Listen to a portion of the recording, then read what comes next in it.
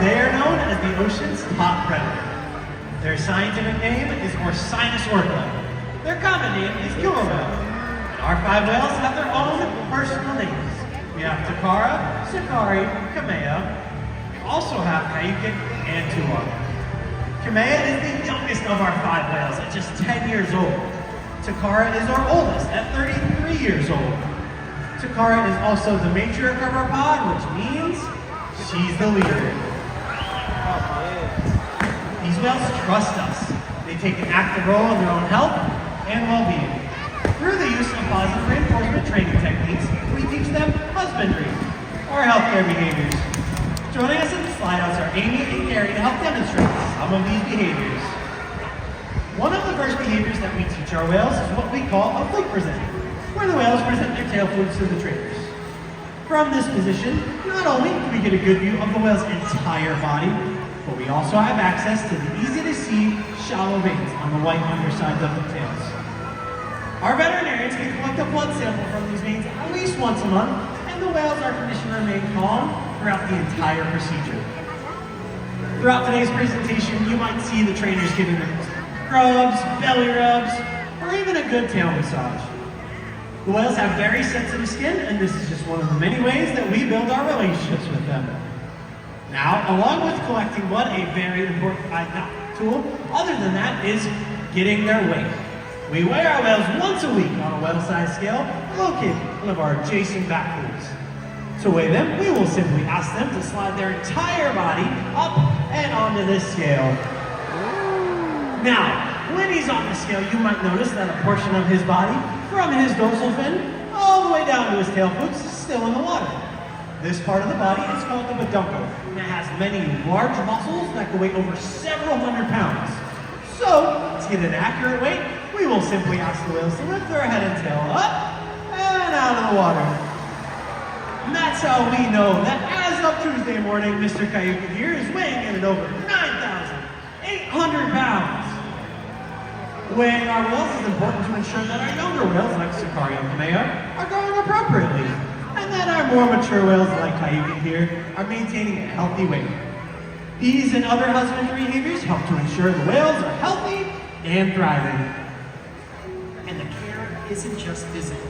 Mental stimulation and play are vital, and we surprise and engage with our whales in every opportunity. Play is how killer whales teach their young to hunt, and for the adults, play is important too. It seems that they just enjoy having fun. Making time for play is an important part of life for killer whales, and for us.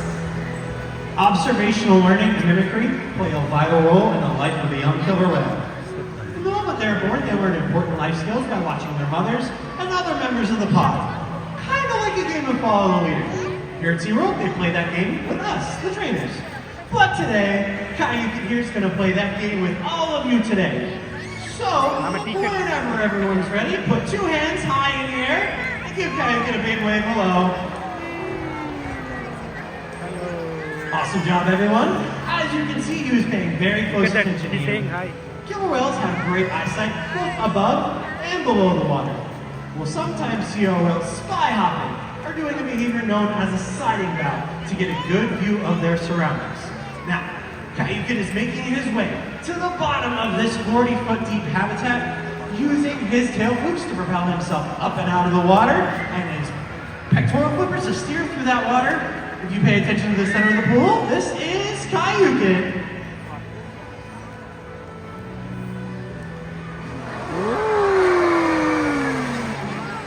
Now, killer whales can communicate in a variety of ways. One of those ways is by producing vocalizations. And again, with all of your help, we're going to ask Kayukin for one of those vocalizations. So whenever you're ready, put 2 index fingers out in front of your body and wiggle back and forth like you're conducting an orchestra. Good job, everyone. Did you know scientists believe that when a killer whale leaps out of the water, it's a way of making their presence known? You see, sound waves travel 4.5 times faster through the water than they do through the air. So when a killer whale does come leaping out of the water and crashing down to the surface, that sound can be heard for miles. Now watch as Kayukin once again makes his way to the bottom of this pool, using his tail flukes to propel himself up and demonstrating one of those breaches.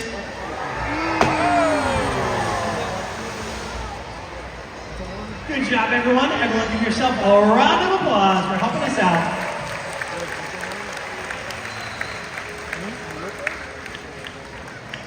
As you can see, killer whales can communicate by leaping out of the water and making a huge splash. SeaWorld's research and observation of the killer whales in our care has shed light on many mysteries surrounding these amazing animals. For example, we know that the gestation period of a pregnant killer whale is 17 months. That's information that would be impossible to obtain in the wild. However, some information can only be obtained through field observation. SeaWorld works with our partners like the Norwegian Orca survey to help further our knowledge. Killer whales are remarkable, powerful animals, and perhaps the best expression of that power is when they hunt. Killer whales stand apart. They have no natural predators, and just about any other ocean animal could be their dinner. Depending on where they live and their chosen prey, they've developed some epic hunting techniques. Off the coast of South America, killer whales will beach themselves, riding in on waves just long enough to catch prey. They'll also create waves that knock animals like penguins or seals from